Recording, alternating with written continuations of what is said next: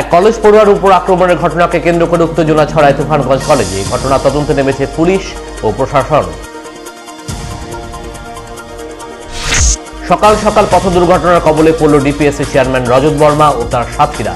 গাড়িটি ক্ষতিগ্রস্ত হলেও সেরকম হতাহতের খবর নেই। ভোটের মুখে তৃণমূলের উন্নয়ন পাঁচালী নিয়ে কর্মসূচি অব্যাহত। তুফানগঞ্জে দলের জন্য উন্নয়নের পক্ষে বার্তা দিলেন নেতৃত্বরা। আত্মসমর্পণকারী কেএলও ও লিঙ্ক ব্যান্ডের সরকারি নিরাপত্তা দাবিতে হলো আমরণ কর্মসূচি কোচবিহারে। রবিবার হলো এর সূচনা।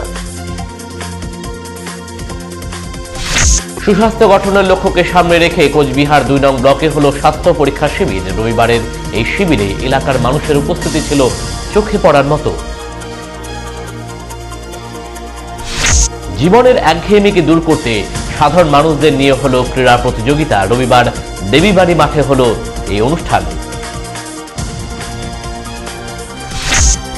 সুস্থ সংস্কৃতির প্রসারে নবশক্তির উদ্যোগ।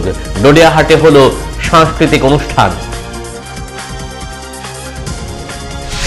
পথের গতি কমাতে স্পিড ব্রেকারের দাবি এলাকার মানুষের।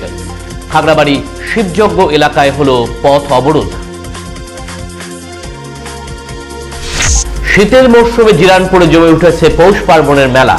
চলছে খাওয়া দাওয়া আর শীতবস্ত্র কেনার তুমুল উৎসাহ।